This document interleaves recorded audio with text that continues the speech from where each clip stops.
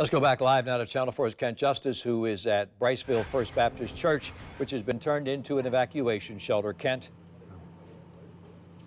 Yeah, and just in the past few moments, Tom, we've seen some of that evacuation center happen because you see the trailer behind me for the American Red Cross and Disaster Relief. I'll step out of the way. You can see some of what's going on there. They're unloading some of the supplies. These are the blankets coming out. Earlier, it was some of the cots coming out, and they're going right into this gymnasium that is part of the church property here, and people are setting everything up. And these other folks that you see, all volunteers. All the folks who've come out to say, hey, we want to help out our neighbors a little bit here. And while you watch that, we're going to be visiting with Mr. Alan Smith, who's a volunteer for American Red Cross.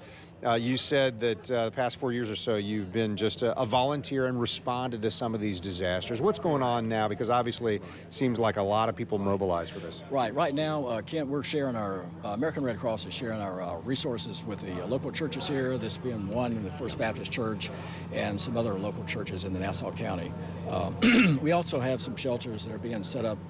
Again, we're sharing our resources with some of the local schools, one in Callahan, Florida, and one in Hilliard, Florida. Right, and so as we heard earlier that they had space for maybe 80 people here. I just heard a counting going on here. 40 cots came out. Is that a matter of trying to make sure that you have those resources to go to these other places as well? Absolutely.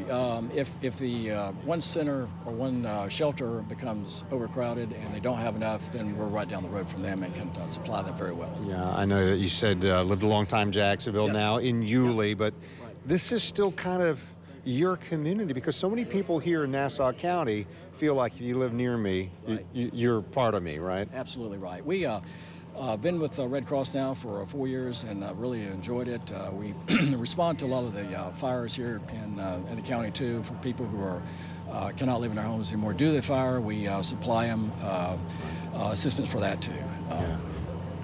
Can you tell it makes a difference? I can only imagine. And we've seen some of it here tonight, but what does it do for you as a volunteer when you see how it impacts other people?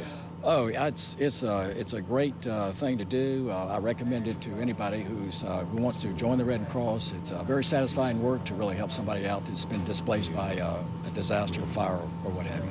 Alan Smith, a volunteer with the Red Cross, appreciate it very much. And obviously there are a lot of people here who appreciate what they're doing tonight. And as I look around, I see a lot of the same folks who have been here for a few hours, who came even before some of the people who have evacuated from their homes decided they needed to come here for shelter. At the same time, I have spoken to some of the folks who have had to evacuate tonight. And here just about 10 o'clock, you heard me interview a gentleman, Justin Perry, who said his cousin didn't know if her home was going to make it tonight. I've been back in touch with him. He says that cousin's still wondering, and that there's a cluster of about 6 different homes that are all right there, all kind of in the same boat, wondering if their home's going to make it through this fire overnight. Live in Briceville, Kent Justice, Channel 4, the local station.